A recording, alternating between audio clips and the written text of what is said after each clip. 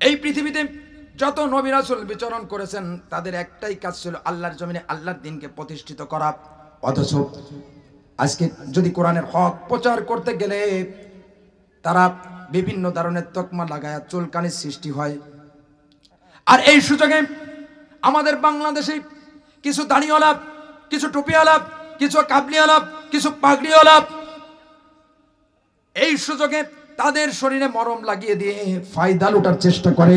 কিছু আব্দুল্লাহ ইবনে উবাইয়ের মতো মুনাফিক এমনকি দেখা গিয়েছে যারা ইতিপূর্বে অবৈধভাবে মানুষের উপরে জুলুম করেছে, নির্যাতন করেছে, তাদেরকেও জান্নাতে পাঠিয়ে দিয়েছে। আছে কি আছে না? দুয়ার মাধ্যমে জান্নাতে পাঠিয়ে দিচ্ছে। জান্নাত এত সহজ, অথচ বিশাল বিশাল আলেম কোরআনের বিশাল বিশাল এলেমের ক্ষমতা রাখে, অথচ কোরআনের হক এখনো বুঝলো না, চিনলো না। আরে আব্দুল্লাহ ইবনে উবাই ইবনে সেলুনের জন্য দোয়া করেছিল আল্লাহ রাসূল। আল্লাহ বললেন ইয়াকুমুল হাসাদা ফা ইন্নাল হাসাদা ইয়াকুলুল হাসানাতি। না, এটা না, আচ্ছা ভুলে যাচ্ছি আমি। আব্দুল্লাহ ইবনে উবাই ইবনে সেলুনের জন্য দোয়া করেছিলেন আল্লাহর নবী, কার জুব্বা মুবারক খুলে দিয়েছিলেন, জানাজার নামাজ পড়িয়েছিলেন, তার ছেলে ওসিয়াত করবে। কিন্তু আল্লাহ বললেন না না না, এটা না, সাবিঈনা, হ্যাঁ হ্যাঁ, আস্তাগফির লাকুম ইন তাস্তাগফির লাকুম আও লা তাস্তাগফির লাকুম ৭০ মাররাতান ফালা ইয়াগফিরুল্লাহু লাকুম। অর্থাৎ আব্দুল্লাহ ইবনে উবাইয়ের জন্য যদি ৭০ বারের বেশি দোয়া করেন, ওগো আল্লাহর নবী আমি কোনোদিন কবুল করব না। ওমরের সিদ্ধান্তকে আপনি মেনে নেন। দেখছেন, কোন মুনাফিকের দোয়া কোনোদিন কবুল হবে না। আমার বন্ধুগণ, কাফিরারা চেয়েছিল, নাস্তিকেরা চেয়েছিল, আবু জাহেল চেয়েছিল এই জমিনের সুদ চলবে, ঘুষ চলবে, জেনা চলবে, ব্যভিচার চলবে, সানি লিওনের মতো নর্তকী পতিতা, নোরা ফাতিয়ার মতো নর্তকী পতিতা এবং বিভিন্ন অঞ্চলে পতিতাগুলোকে উন্মুক্ত করে দেওয়া হবে, পুতুল নাচের জায়গাকে উন্মুক্ত করে দেওয়া হবে। কিন্তু আল্লাহর জমিনে আল্লাহর কোরআন চলতে দেওয়া যাবে, আল্লাহর কোরআনের হক শুনতে দেওয়া যাবে না। কথা বলেন ঠিক কিনা? আল্লাহ রাব্বুল আলামিন বললেন وقال الذين كفروا لا تسمعوا لهذا القرآن لا تسمعوا لهذا القرآن والغوا فيه لعلكم تغلبون।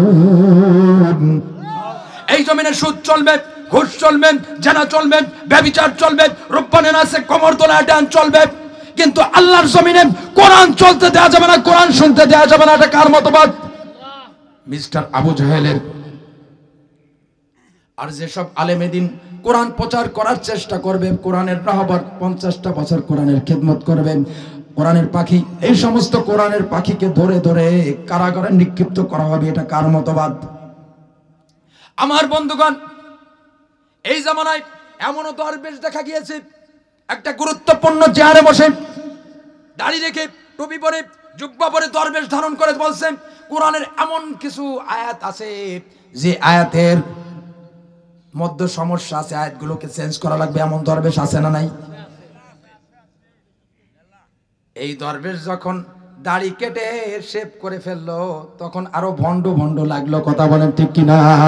এই দরবেশই বলে যে কোরআনের আয়াতের মধ্যে ভুল আছে। আল্লাহ বলছে দীর্ঘদিন ধরে একটা গরু সমস্ত গরুদেরকে নাড়ায় নিয়ে বেড়ায়, অবৈধভাবে সারা রাত ভরে গুতাগুতি করে।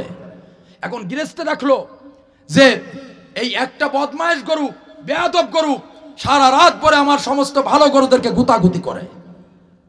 তা গৃহস্থে চিন্তা ভাবনা করলো, এই রাখ, দীর্ঘদিন ধরে দেখেছি তোর বাড়াবাড়ি, তুই আর ভালো হলি না, সামনের সময় আসতেছে তোকে কোরবানিতে না দিয়ে তোকে কাটাইতে দিয়ে দিবানি। তা আল্লাহ বললেন যে যেই বাড়াবাড়ি করবা ওয়ালা তামশি ফিল আরদি মারহান ইন্নাল্লাহা লা ইউহিব্বু কুল্লা মুখতালিন ফাকুর। আল্লাহু আকবার। আমার জমিনে বাড়াবাড়ি করবি, দাম্ভিকতা দেখাবি, আমি পতন ঘটায় দেব। এমন ভাবে পতন ঘটাবো, ইয়া মাশারাল জিন্নি ওয়াল ইনসি ইসতাতা'তুম আন তানফিযু মিন আকতারিস সামাওয়াতি ওয়াল আরদি ফানফুযু লা তানফুযুনা ইল্লা বিসুলতান। আসমান এবং জমিনকে আমি প্যাকেট বানায় রাখছি। এটা কার কথা? আল্লাহর কথা। তোমরা পালাইতে পারবা না। আল্লাহর নবী তেলাওয়াত করতেছেন উতুল্লিম বাদা যালিকা জানিম। যারা কোরআনের আয়াতের বিরোধিতা করে কোরআনের আইনের বিরোধিতা করে, যারা কোরআনের বিরোধিতা করে, এরা পিতৃ পরিচয়হীন অবৈধ জারজ সন্তান ছাড়া আর কিছুই হতে পারে না। উতুল্লিম বাদা যালিকা জানিম। পাশ দিয়ে মুগিরা হেঁটে যাচ্ছিল, তা মুগিরা যখন শুনলো তখন মুগিরা ওই সময় প্রতিবাদ করে নাই। আপনাদের সমস্যা হচ্ছে ভাই, শেষ করে দেবো। ভাই ভাই কোথায় যাচ্ছেন? আচ্ছা আচ্ছা শেষ করে দিই তাহলে। না এভাবে উঠাউঠি করলে আমি কিন্তু পারবো না বাবা।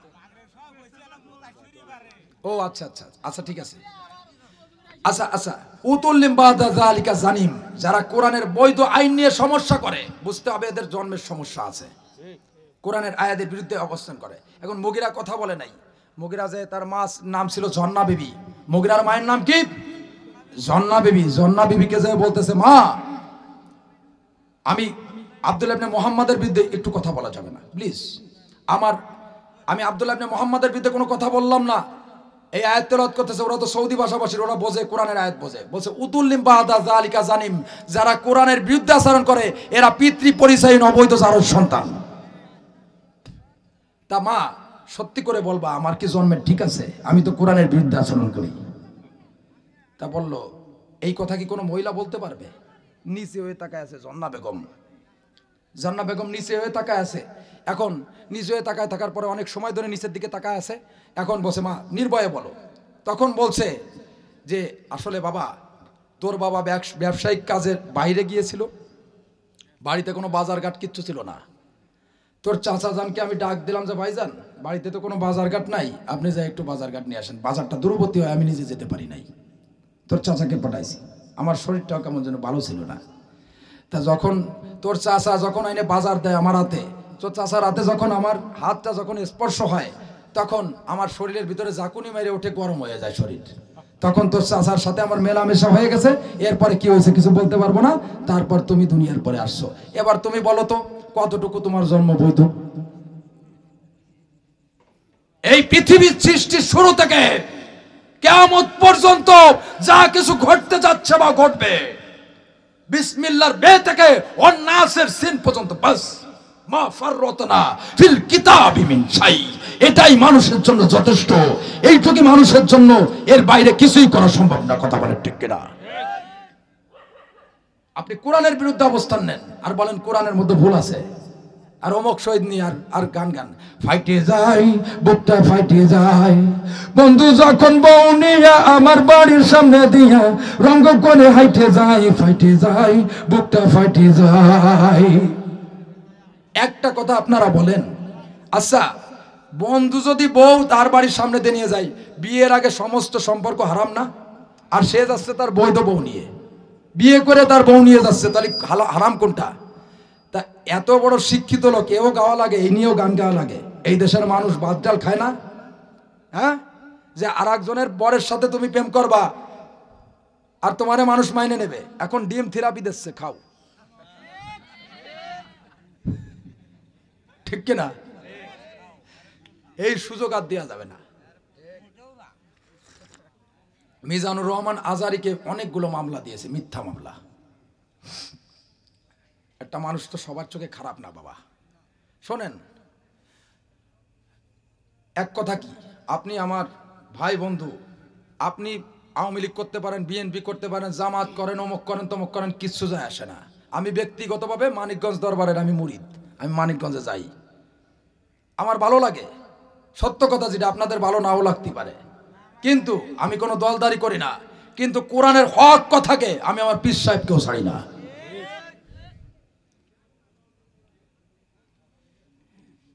আমি হক কথা বলতে কাউকে ভয় পাই না, সে যেই হোক না কেন।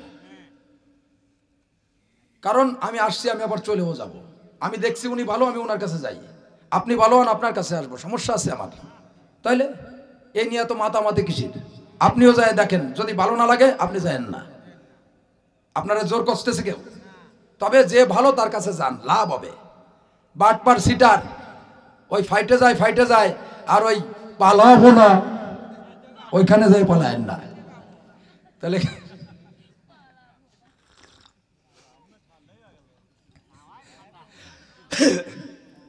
ফখরুল সাহেবের বাড়ি গিয়ে পালাবো।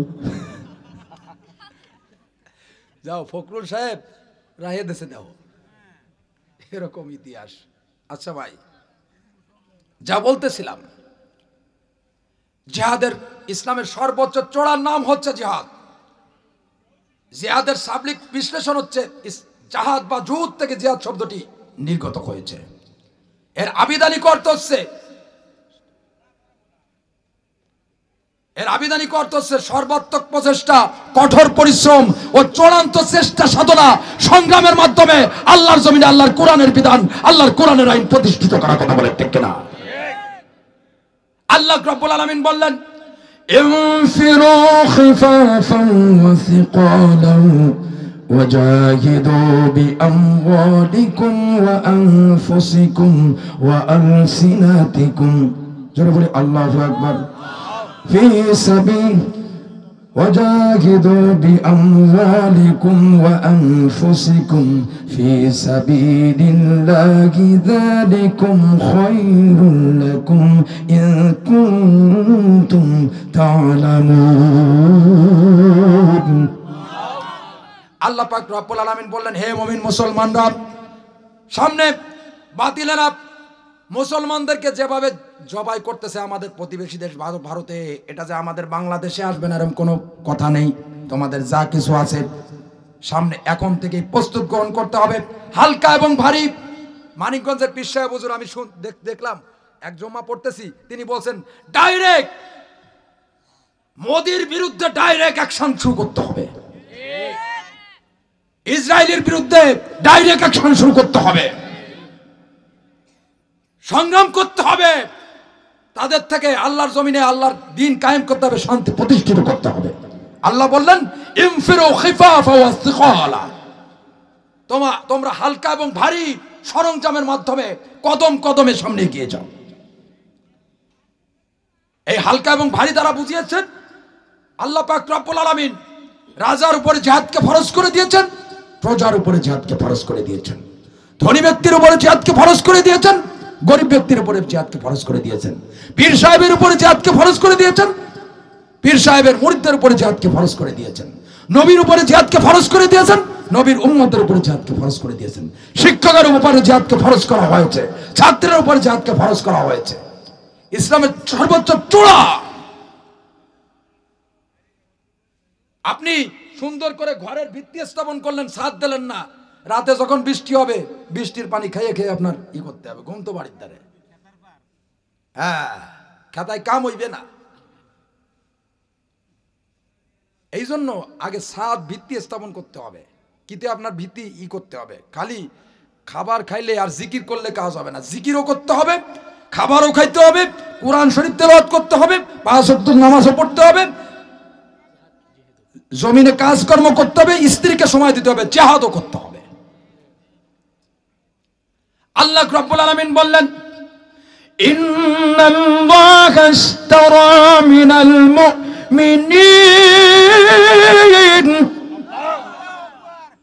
মিনাল মুমিনিনা আনফুসাহুম ওয়া আমওয়ালাহুম বিআন্না লাহুমুল জান্নাতা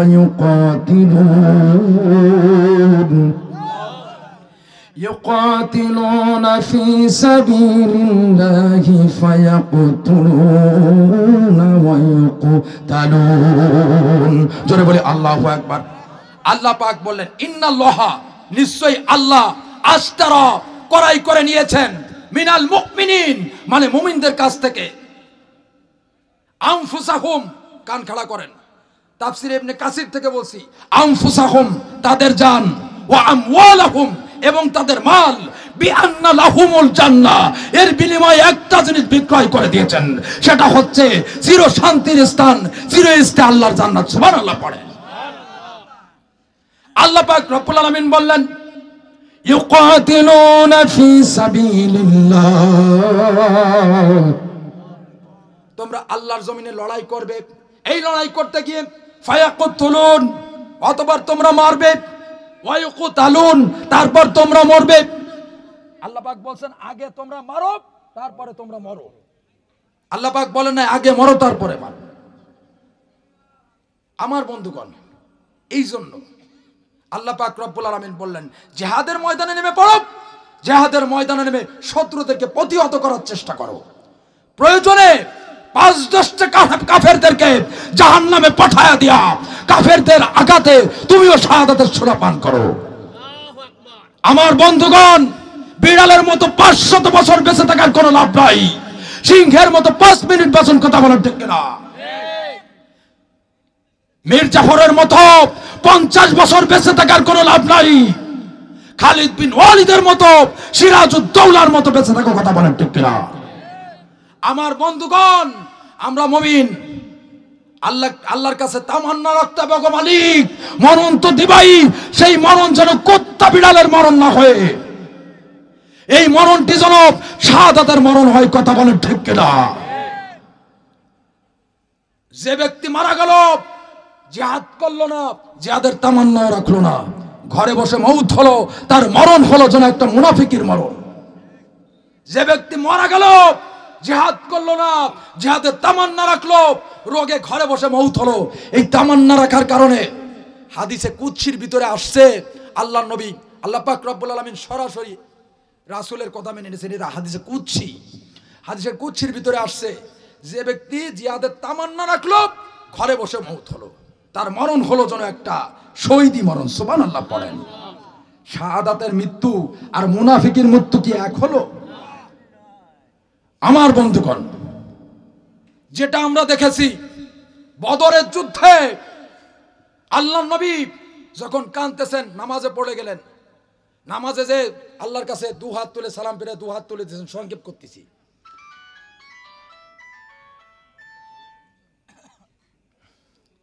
হ্যালো দাদা,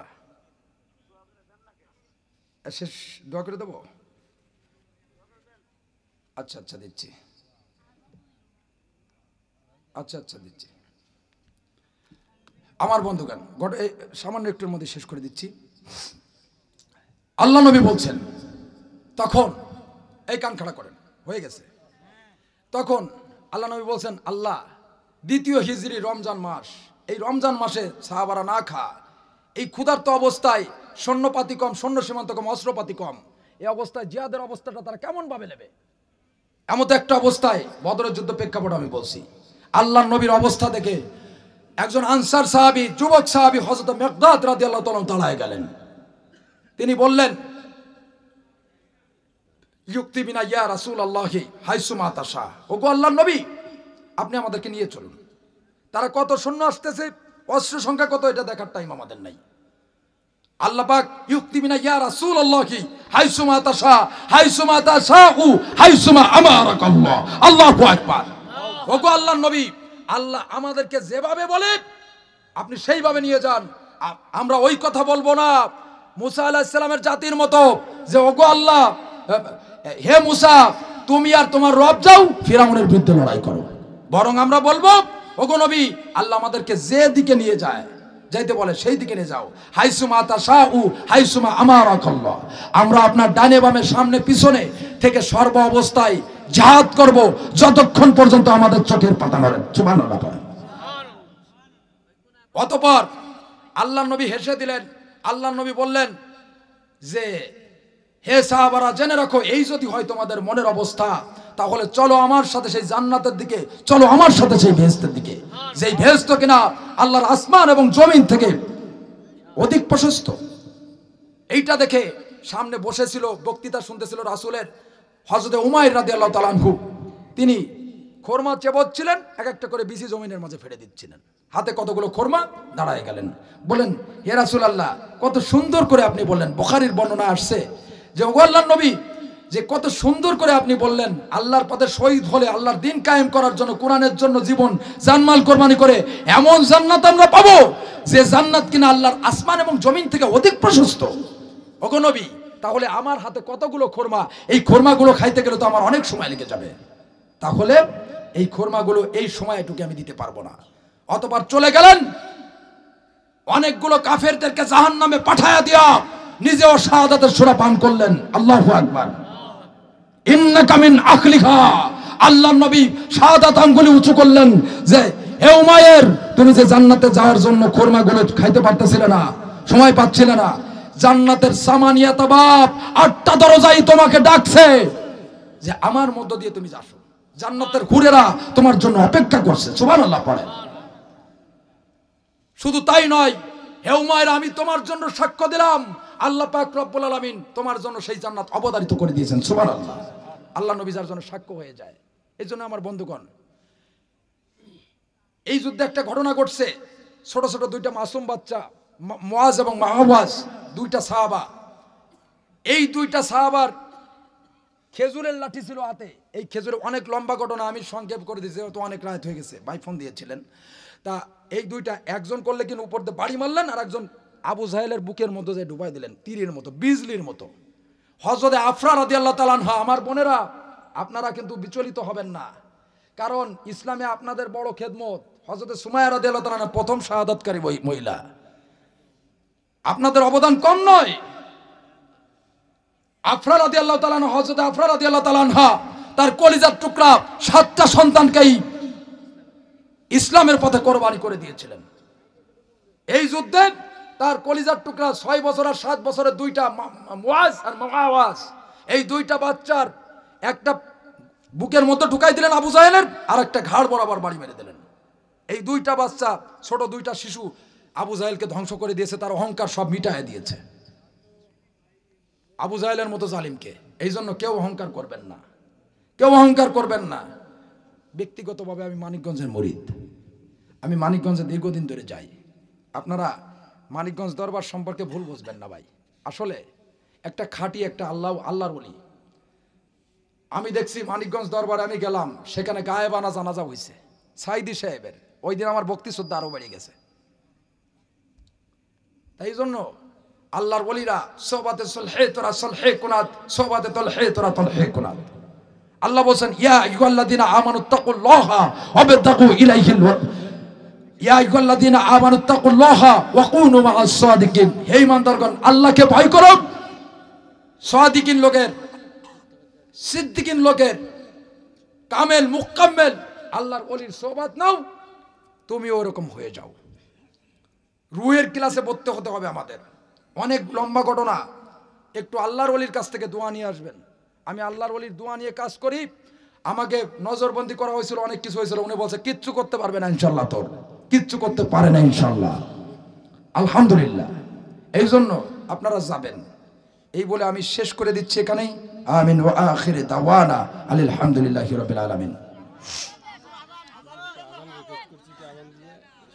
আচ্ছা আজান দেব। আচ্ছা আজানের আগে শোনেন, একটু বসেন ভাই প্লিজ, শেষ করে দেবো। আমি একটু মোনাজাত সংক্ষেপে দিবানি। কি